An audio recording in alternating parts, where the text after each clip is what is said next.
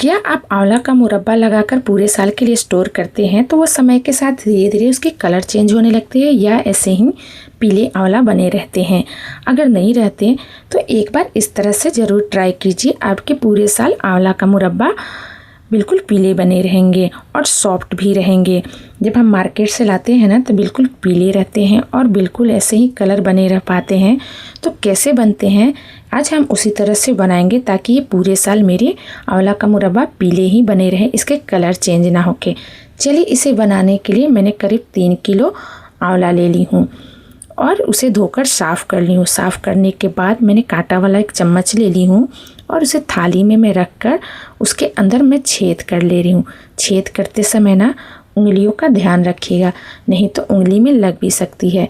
ये आंवला जो होती है ना तो कड़क तो होती ही है, इसलिए कांटे की चम्मच इधर से इधर खिसकने लगती है और उंगली में लगने का डर रहता है। इसलिए आराम से और करेंगे, ध्यान से करेंगे ताकि ये उंगलियों में ना लगे।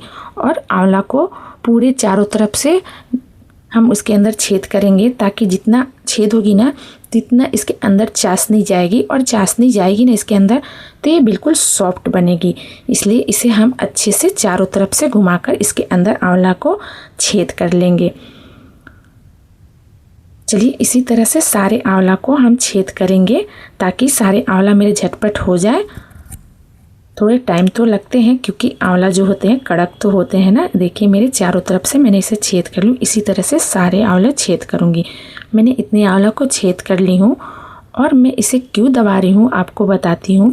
क्योंकि आंवला का जो रस है ना अंदर छेद करने के बाद थोड़े आंवला के रस उसमें निकलने लगते हैं और जब ये चाशनी में जाएंगे ना तो धीरे धीरे चाशनी के साथ समय के साथ वो काले पड़ने लगते हैं। इसलिए मैं आंवला का रस को ऐसे हल्के हाथों से दबा के जो बाकी जो इसके अंदर बचे हैं वो निकाल ले रहे हैं। और निकलने के बाद तो ये जूस भी बन के तैयार हो गई आंवला का।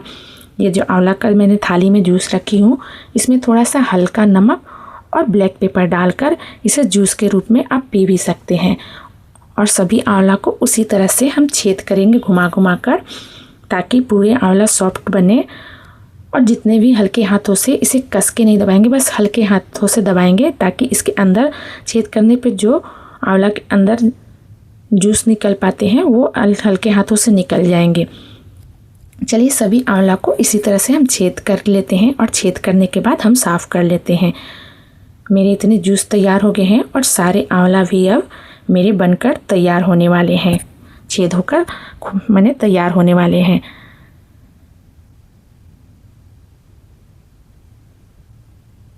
चलिए अब सारे आंवलों को ले लेते हैं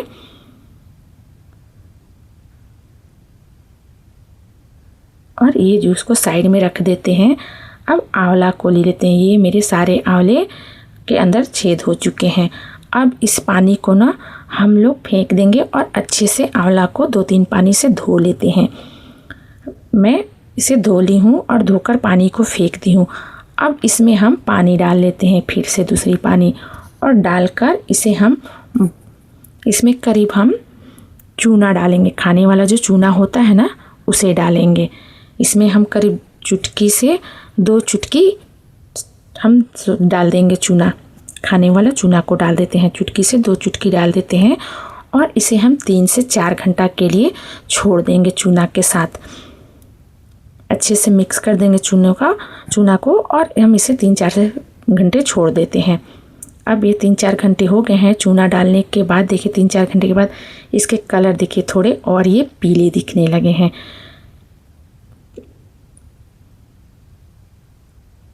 पहले ये बिल्कुल हरे दिख रहे थे, अब ये थोड़े से कलर देखिए कलर में थोड़ी चेंजिंग आ गए हैं। अब इसे हम 6 से 7 पानी धो चुके हैं और धोने के बाद इसमें हम पानी डाल देते हैं क्योंकि अच्छे से धोना ज़रूरी है, नहीं तो चूने का जो है ना असर थोड़े रहेंगे तो टेस्ट लगने लगेंगे। इसलिए मैंने इसे 6 से 7 पानी धो ली हूँ और धोने के बाद पानी डालकर इसे हम बॉयल होने के लिए रख दे रहे हैं। हम आंवला को पकाएंगे नहीं, बस बॉयल होने देंगे ताकि जो उसके अंदर के जो है ना चूना अगर थोड़ा बहुत रह गया हो उसका टेस्ट निकल जाए उसके पानी के साथ।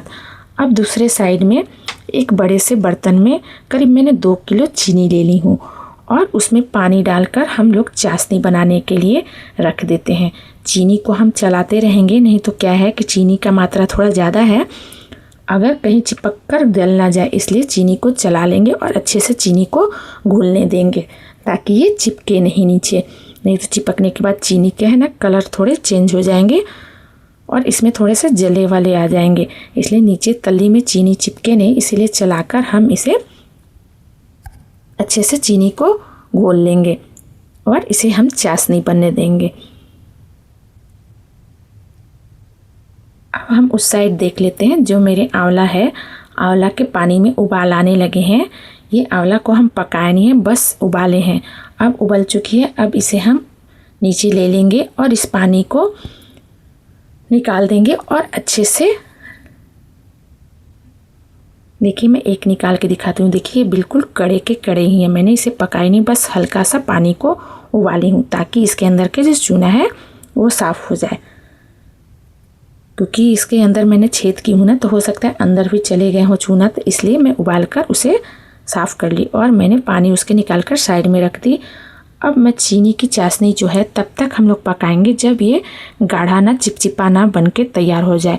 क्योंकि जब हम अगर आंवला अभी पका नहीं है, आंवला को जब हम डालेंगे ना तो इसमें पानी छोड़ेगा, इसलिए चीनी को बिल्कुल हम आधा कर देंगे और चिपचिपा तक करने तक पकाएंगे। अब ये मेरी चाशनी बनकर बिल्कुल तैयार हो चुकी है, चिपचिपा भी हो गया और चाशनी बिल्कुल आधी हो चुकी है। अब इसमें हम आंवला को डाल देते हैं।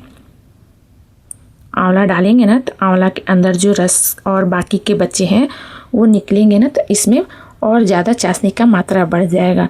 हम तब तक आंवला को पकाएंगे जब तक ये पक के सॉफ्ट ना हो जाए, क्योंकि आंवला अभी कच्चा है, ये हम पकाए नहीं हैं, इसीलिए इसे हम पकने देंगे। कम से कम 20 से 25 मिनट पकने में टाइम लगती है। और देखिए चाशनी भी जो है कितनी पतली हो चुकी। डालने के बाद आंवला को धीरे धीरे गर्म होने के बाद इसमें से आंवला से पानी निकलने लगते हैं और चाशनी बिल्कुल पतली हो जाती है। अब इसे 20 से 25 मिनट तक हम लगातार पकने देंगे। और क्या आप लोग आंवला का मुरब्बा इस तरह से ही बनाते हैं या किसी और तरह से बनाते हैं? अगर आप एक बार इस तरह से बनाकर ट्राई कर लेंगे ना, तो आप यकीन मानो पूरे साल आपकी आंवला इसी तरह से बने रहेंगे और खाने में भी बिल्कुल थोड़ा सा भी आंवला का जो होते हैं ना, थोड़ा सा आंवलापन का टेस्ट आती है, वैसा नहीं तो नहीं खा पाते हैं कि नहीं थोड़ी कसाव की तरह लगती है ना, बिल्कुल वैसी नहीं लगेगी।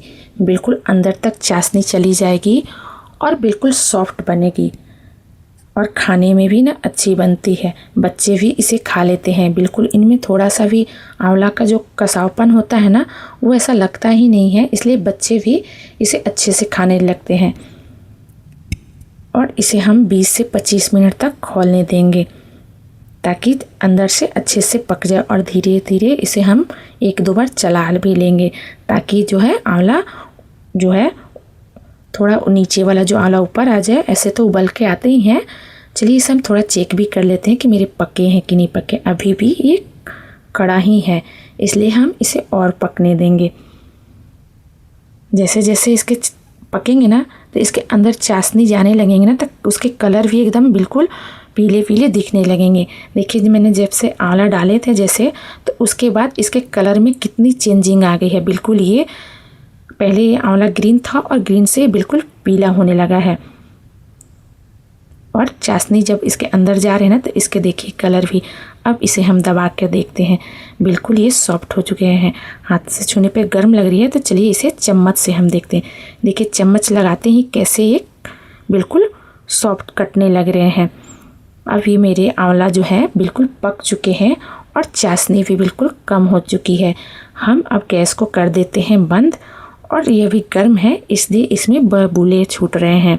धीरे धीरे जैसे जैसे चाशनी ठंडी होगी तो ये कम अपने आप होते जाएंगे। इसे ठंडा होने के बाद हम इसमें ना करीब 1 चम्मच इलायची पाउडर डाल देंगे। चलिए अभी मेरे ठंडे हो चुके हैं, धीरे धीरे बबूले भी कम हो चुके हैं। अब इसमें हम ना 1 चम्मच इलायची पाउडर डाल देते हैं।